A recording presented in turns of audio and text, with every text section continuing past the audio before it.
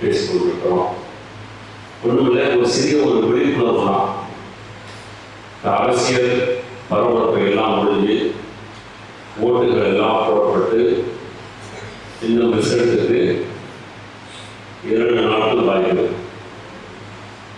ஏன்னா ஒருத்தர் கேட்டாங்க, 4 முறை போட்டியாக 4 யாருமே இது பண்ணுது, 4 மே தான் 4 மே தான் தெரியுங்க.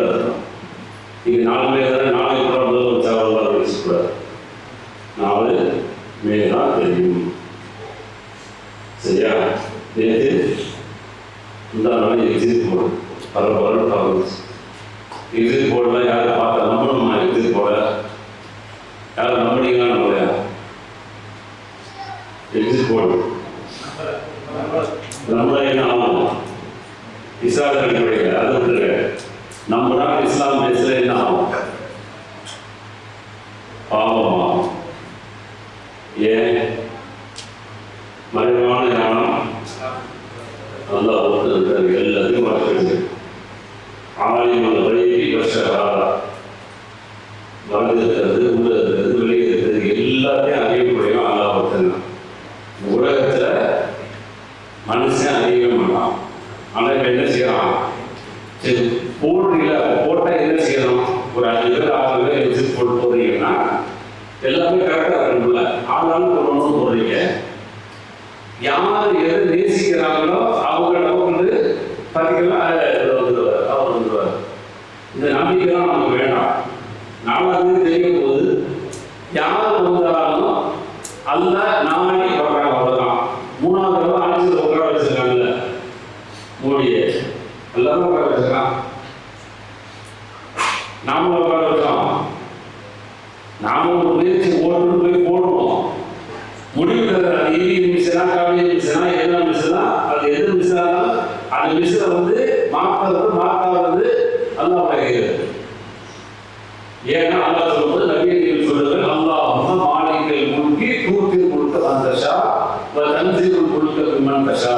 நாடியவர்களுக்கு ஆட்சியை கொடுக்குற, நாடியவர்களுக்கு ஆட்சியை கலற்றதான்.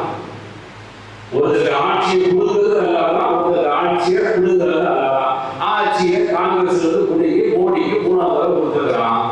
அதிமுக குடிக்கு ஸ்டாலினுக்கு கொடுத்தான். இப்ப ஸ்டாலின் எது கொடுக்க போறாங்க, ஸ்டாலினுக்கு திரும்ப கொடுக்க போறான்னு தெரியாது. எது கொடுத்தாலும் அல்ஹம்துலில்லாஹ். இதுதான் நாம சொல்றது.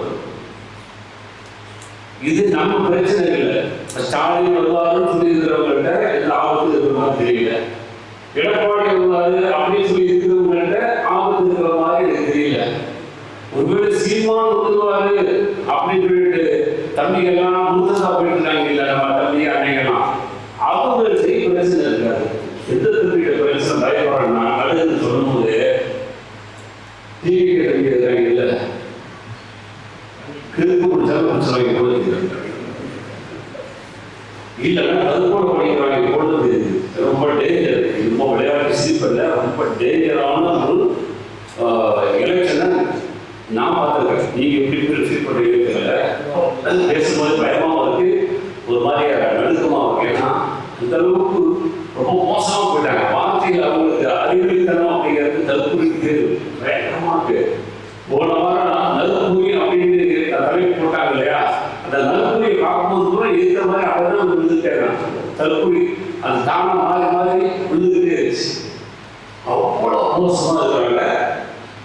எந்த நிலைமைக்கு வேணாலும் போயிருவாங்க கூட தெரியுது.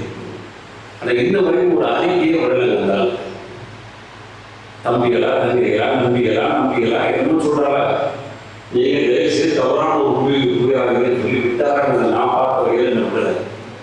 சரி இதுக்குதான் விடல, ஒரு நன்றி சொல்றாங்கல்ல, என் புருஷனோட பொண்ணு நேசிக்கிறது சொல்லாதன்னு சொல்லணுமாங்க.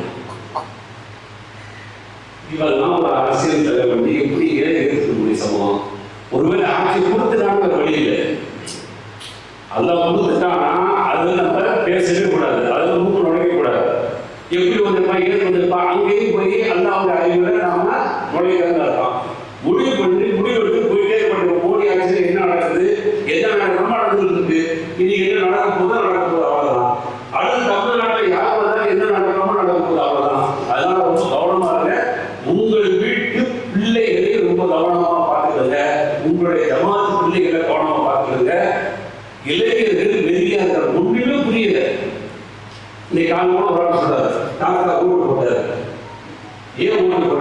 காமிக்கிறார், பேரன் காமிக்கிறார், பேரனுக்காக போட்டேன் அப்படின்னு யாருக்காக டிவி. அப்ப எந்த அளவுக்கு அந்த அளவுக்கு தாக்கத்தை ஏற்படுத்துறாரு. பிள்ளைகளா நீங்க டிவி ஓட்டு போடுறீங்க ரைட்டு, பிள்ளைகளா உங்களோட கெஞ்சுறேன் இறங்குப்பா இறங்குப்பா அப்படின்னு முத்தம் தெரிய முடியல, காட்சி தெரியவே தெரியாது.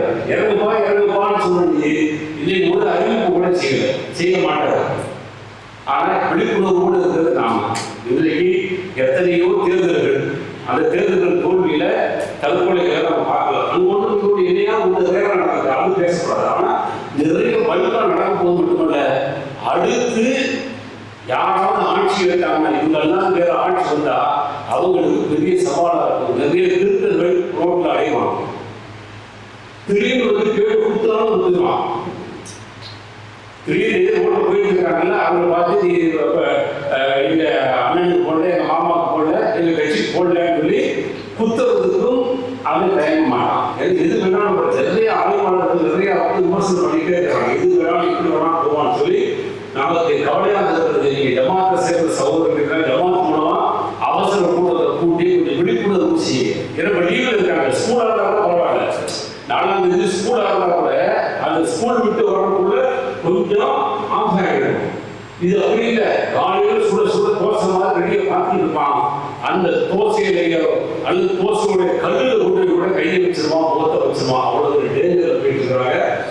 எனவே நீங்க ரொம்ப கவனமா இருந்து ஜமாத் ரீதியாக அந்த ஒரு முயற்சி எடுக்க, குடும்பங்கள் ரீதியாக அந்த முயற்சி எடுக்க, குடும்பங்கள் ரீதியாக அப்படி யாராவது அது இருந்தாங்கன்னா தம்பி வாங்க.